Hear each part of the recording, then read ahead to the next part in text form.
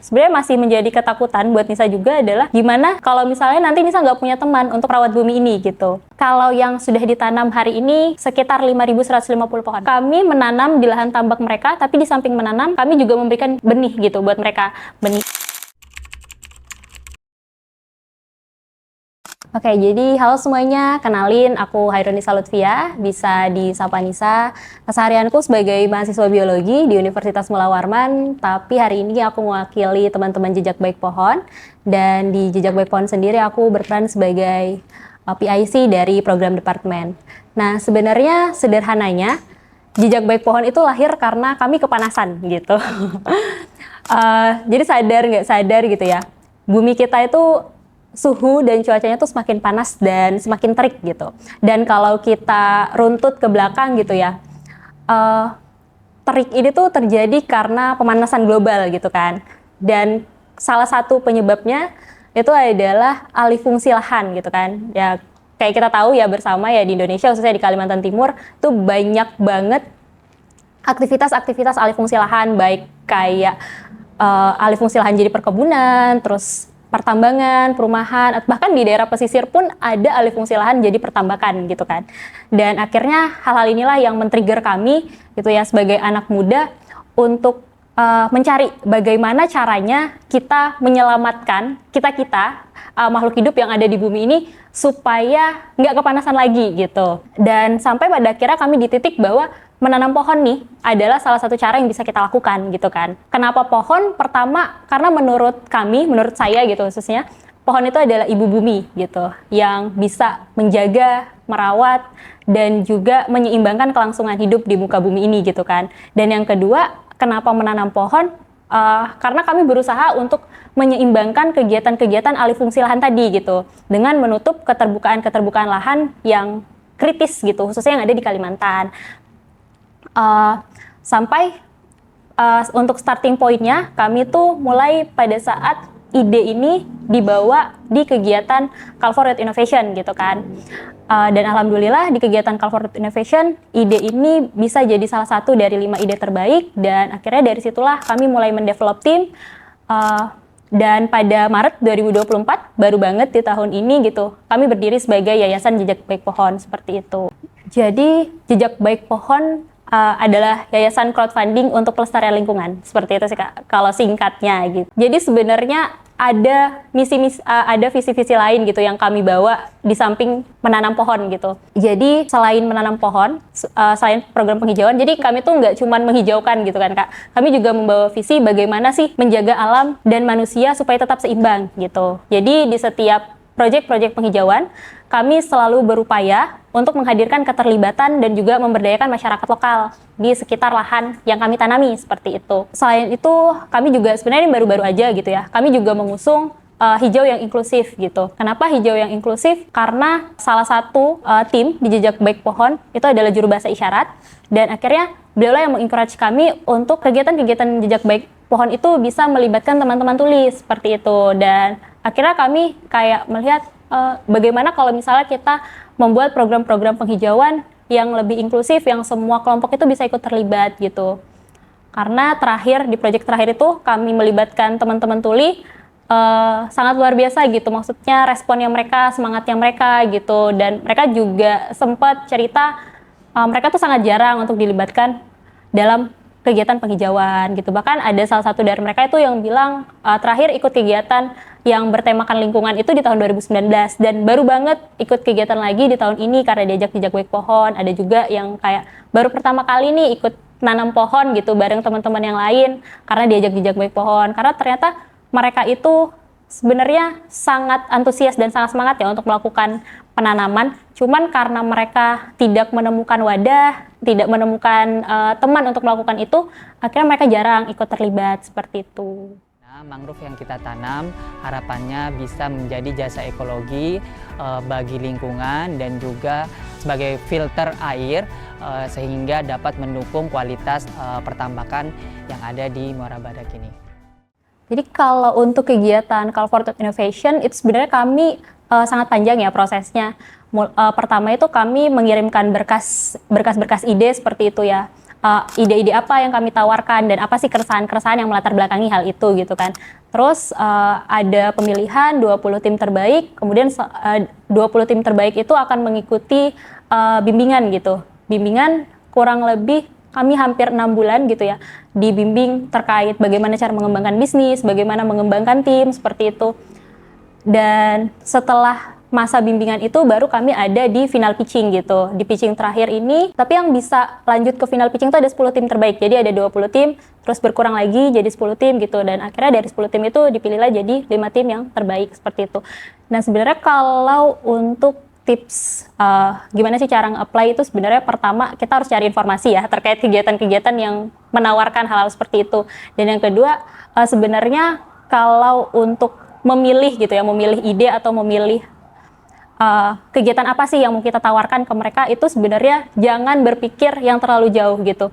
Carilah masalah-masalah yang ada di sekitar kita yang simple gitu, tapi bisa kita lakukan gitu. Dan bagaimana cara dan kuncinya tuh sebenarnya adalah bagaimana caranya kita bisa mengajak teman-teman yang lain gitu. Karena kan kita nggak bisa ya berdiri sendiri gitu. Kayak di Jejak Baik Pohon, kita mau menanam pohon nih. Tapi menanam pohon itu bukan hal yang mudah dan murah untuk dilakukan oleh kami kelompok kecil gitu. Jadi kayak kita butuh nih sinergi dan kolaborasi semua pihak gitu, masyarakat luas untuk mau bersama-sama gitu melakukan penanaman pohon. Dan gimana caranya nih teman-teman semua orang di luar sana gitu mau ikut menanam pohon dengan mudah gitu bersama kami gitu. Dan tipsnya carilah ide yang kalau Danisa carilah ide yang sederhana tapi bisa kita lakukan, dan itu memang benar-benar langsung bisa kena ke titiknya gitu, ibaratnya titik permasalahannya gitu. Itu sih benernya Kak. Sebenarnya kalau untuk pendanaan untuk komunitas itu sangat banyak ya Kak. Cuman kalau dari Nisa itu lebih menyarankan ke lembaga-lembaga seperti kayak UNDP Indonesia atau beberapa yang turunan dari PBB. Karena mereka itu pertama pendanaannya lebih besar, dan kedua mereka itu biasanya sifat pendanaannya itu tidak hanya dikasih uang habis itu ditinggal, tapi mereka akan ngebimbing gitu. Jadi kayak selama 1-2 tahun itu mereka akan ngebimbing gitu. Jadi benar-benar sampai kita bisa gitu berdiri sendiri baru mereka selesai.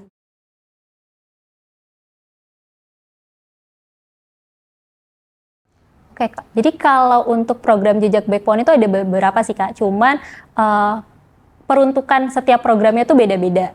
Jadi kalau di Jejak Baik Pohon, pertama kami ada Mitra Hutan namanya. Jadi Mitra Hutan itu adalah layanan buat teman-teman kelompok tani hutan yang mau mendaftarkan kelompoknya dan lahannya sebagai penerima manfaat dari hasil crowdfunding yang terkumpul melalui Jejak Baik Pohon, seperti itu. Jadi itu kayak kerjasama kami sama KTH seperti itu. Kemudian ada yang namanya Mitra Pohon. Nah, kalau Mitra Pohon itu kami peruntukan buat perusahaan atau brand yang mau memberikan manfaat terbaik gitu ya buat lingkungan. Jadi kami sangat terbuka untuk melakukan diskusi, menentukan konsep-konsep penghijauan yang menawarkan yang sifatnya itu win-win solution buat alam dan juga buat masyarakat, seperti itu. Kemudian kami juga ada program namanya Patungan Pohon dan Jaga Bumi. Nah sebenarnya kalau Patungan Pohon sama Jaga Bumi ini dia kayak kurang lebih gitu. Peruntukannya untuk masyarakat. Bedanya untuk di Patungan Pohon kami tuh sudah menentukan besaran donasi yang harus diberikan gitu. Misalnya kalau mau donasi 1 pohon itu donasi yang diberikan bisa 50.000 per pohon, seperti itu. Nah kalau untuk Jaga Bumi itu kami tidak membatasi nominal gitu. Jadi mulai dari 1.000 pun teman-teman bisa ikut berdonasi gitu. Nah sama yang paling terbaru program kami itu adalah Pohon Produktif. Nah jadi Pohon Produktif ini sebenarnya aplikasi yang kami kembangkan gitu di Jejak Baik Pohon. Sebenarnya kalau untuk Pohon Produktif ini kami hadirkan sebagai bentuk untuk memaksimalkan kontribusi masyarakat gitu kan. Karena setelah kami melakukan 2 proyek gitu, kami melihat bahwa ternyata teman-teman anak muda, khususnya Gen Z gitu, kontribusi untuk kegiatan campaign crowdfunding melalui Jejak Baik Pohon itu masih cukup minim gitu. Tapi di saat ada pendaftaran volunteer gitu untuk melakukan penanaman secara langsung, animo mereka tuh sangat luar biasa gitu kan. Dan setelah punya usut gitu, kenapa sih kok Gen Z nggak ikut campaign crowdfunding tapi mau ikut menanam? Ternyata setelah kami lihat bahwa sebenarnya bukan karena mereka nggak mau gitu, tapi mereka menganggap bahwa mereka belum mampu secara finansial untuk melakukan donasi seperti itu. Dan akhirnya di bulan September 2024 ini kami meluncurkan pohon produktif dalam kegiatan Indonesia Climate Change Expo and Forum. Jadi pohon produktif ini biasa kami sebutnya pohon prosisi gitu kalau di jejak baik pohon. Si pohon prosisi ini adalah aplikasi permainan di mana teman-teman itu bisa menanam pohon digital, dan pohon digitalnya itu akan kami konversi menjadi pohon asli gitu. Jadi nanti buat mereka yang berkesempatan gitu juga akan kami ajak untuk menanam secara langsung si pohon digitalnya itu untuk konversi ke pohon aslinya gitu.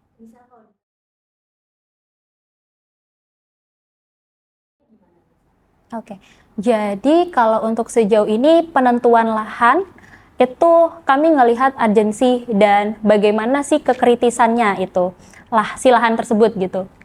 Jadi sebenarnya lahan kritis, lahan yang terbuka itu cukup banyak ya di Samarinda. Tapi rata-rata lahan-lahan itu milik masyarakat secara pribadi dan masih sangat minim masyarakat yang mau lahannya ditanami secara berkelanjutan. Sebenarnya terhalangnya bukan karena mereka nggak mau ditanami ya, tapi karena mereka itu tidak bisa memastikan nih apakah di 2 atau 5 tahun ke depan fungsi dan status kepemilikan lahan itu masih menjadi punya mereka gitu. Jadi kayak misalnya hari ini kalian teman-teman JBP boleh nanam nih di lahan saya, tapi saya nggak tahu apakah 2-5 tahun ke depan lagi lahan ini akan seperti ini. Bisa saja kalau misalnya saya mau mendirikan bangunan, ya saya dirikan bangunan gitu kan. Atau kalau misalnya saya butuh dana, ya bakal saya jual lahan ini. Nah, karena kita sebagai yayasan yang maksudnya kami kerjasama juga banyak pihak ya, kami tidak mau ada potensi-potensi sengketa lahan di kemudian hari gitu kan Kak. Jadi pada akhirnya kami memilih lahan-lahan itu lahan-lahan yang sudah jelas kepemilikannya, dan rata-rata lahan-lahan yang jelas kepemilikannya dan bisa kami pastikan untuk status dan fungsi lahannya itu biasanya lahan-lahan milik negara dan lahan-lahan yang dikelola sama kelompok tani hutan, seperti itu. Untuk lahan-lahannya ini kan sebenarnya banyak ya, juga milik negara dan yang dikelola sama kelompok tani hutan. Nah, kami memilihnya itu adalah mana nih lahan yang paling potensial, yang paling membutuhkan untuk kita tanami gitu secepatnya gitu kan. Untuk saat ini ada beberapa lahan yang sudah kami tanamin. Yang pertama itu kami nanam di Desa Salopalai di Muara Badak, Kutai Kartanegara. Kenapa di situ? Karena pertama itu kan kawasan Delta Mahakam ya. Kita sebutnya kalau Delta Mahakam itu sabuk hijaunya Kaltim gitu kan. Dan kalau misalnya kita lihat Delta Mahakam itu sebenarnya hijaunya itu masih tipis gitu, masih di batasan luar. Tapi kalau misalnya kita di balik mangrove-mangrove itu, ternyata wah ada lahan yang terbuka sangat luas karena kegiatan pertambakan. Dan akhirnya kami mencari cara bagaimana si tambak ini bisa tetap berjalan, tapi sabuk hijau kita ini bisa semakin tebal. Jadi kami melakukan penanaman di dalam tambaknya itu gitu. Jadi sifatnya win-win solution, masyarakat tetap bisa melangsungkan kegiatan ekonomi mereka, kita juga bisa melakukan kegiatan lingkungan kita, seperti itu. Selain di Muara Badak, kami juga ada kegiatan penanaman di Religi Center di Jalan Jakarta, Samarinda. Kalau kenapa nanam di situ? Yang pertama, karena memang di situ kalau misalnya teman-teman berkunjung di Religi Center masih sangat minim gitu, maksudnya untuk pohon-pohon yang eksis di sana gitu kan. Jadi kami berupaya untuk menambahkan, karena kan itu ruang terbuka hijau ya, sudah selayaknya ruang terbuka hijau itu penuh dengan pohon seperti itu kan. Jadi kami ikut berkontribusi untuk penanaman di situ. Kemudian dalam waktu dekat kami juga mau melakukan penanaman di lahan gersang sekitaran Tol Balikpapan Samarinda, seperti itu. Kalau yang sudah ditanam hari ini sekitar 5.150 pohon. Iya.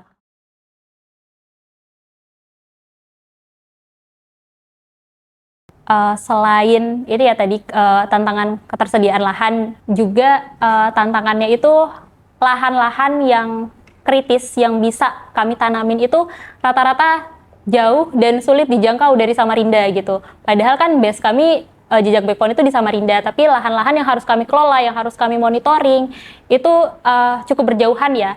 Jadi pertama, karena sebenarnya di jejak baik pohon itu kan juga rata-rata teman-teman itu masih ada yang mahasiswa, kemudian ada juga yang sembari bekerja seperti itu kan. Jadi bagaimana caranya kami ini menemukan waktu yang pas buat semuanya gitu untuk melakukan monitoring, perawatan pohon gitu di lahan-lahan kami yang cukup berjauhan seperti itu.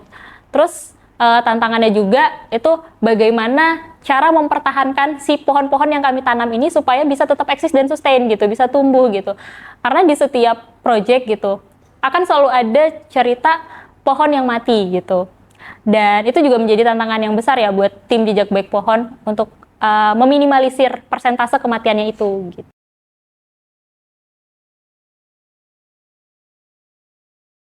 Kalau untuk responnya masyarakat, alhamdulillah mereka sangat menerima gitu. Maksudnya mereka tuh terbuka untuk mau membantu kami dalam controlling. Jadi kan karena memang kami juga terbatas ya, nggak bisa setiap hari bolak-balik ke lahan kami.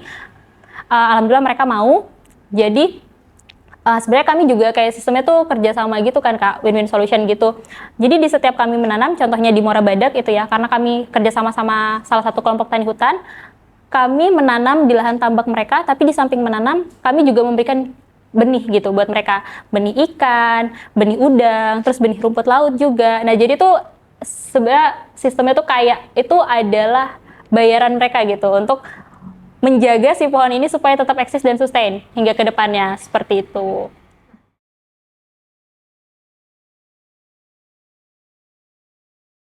Jadi kalau dari Nisa pribadi gitu ya, kenapa mulai fokus ke lingkungan? Pertama, karena bumi ini rumah kita gitu. Kalau misalnya bukan kita yang ngejaga tuh siapa lagi gitu. Tapi yang jadi keresahan bersama dan yang sebenarnya masih menjadi ketakutan buat Nisa juga adalah gimana kalau misalnya nanti Nisa nggak punya teman untuk merawat bumi ini gitu. Makanya harapannya di setiap kegiatan-kegiatan yang Nisa ikuti gitu, kegiatan-kegiatan lingkungan, itu harapannya Nisa bisa menemukan teman-teman yang bisa Nisa ajak kolaborasi dan bersinergi gitu untuk merawat bumi seperti itu. Dan buat teman-teman ya di luar sana yang lagi nonton video ini gitu, untuk mulai mencintai lingkungan, untuk mulai menjaga bumi itu nggak susah gitu. Nggak harus ngelakuin hal-hal yang besar kok untuk menjaga lingkungan. Nggak harus bikin komunitas dulu, nggak harus jadi aktivis lingkungan yang kesana kemari gitu, nggak harus gitu. Tapi teman-teman bisa mulai dari hal-hal sederhana, mulai dari hal-hal yang kecil. Bahkan sesimpel kayak nanam cabai di rumah gitu, tuh udah sangat berkontribusi gitu kan buat bumi, untuk menghijaukan bumi seperti itu. Pesannya Nisa gitu ya buat teman-teman di luar sana, yuk kita sama-sama gitu ya, bergandengan tangan, kita sama-sama ngejaga bumi kita. Karena kalau bukan kita tuh siapa lagi gitu yang ngerawat bumi. Itu sih Kak. Di sini kita telah menebar bibit mangrove sebanyak 3.200 dan bentuk support kita sebagai Paragon kepada tim KTH yaitu 20.000 benih udang, 12.000 benih bandeng, dan 2 ton rumput laut sangau-sangau.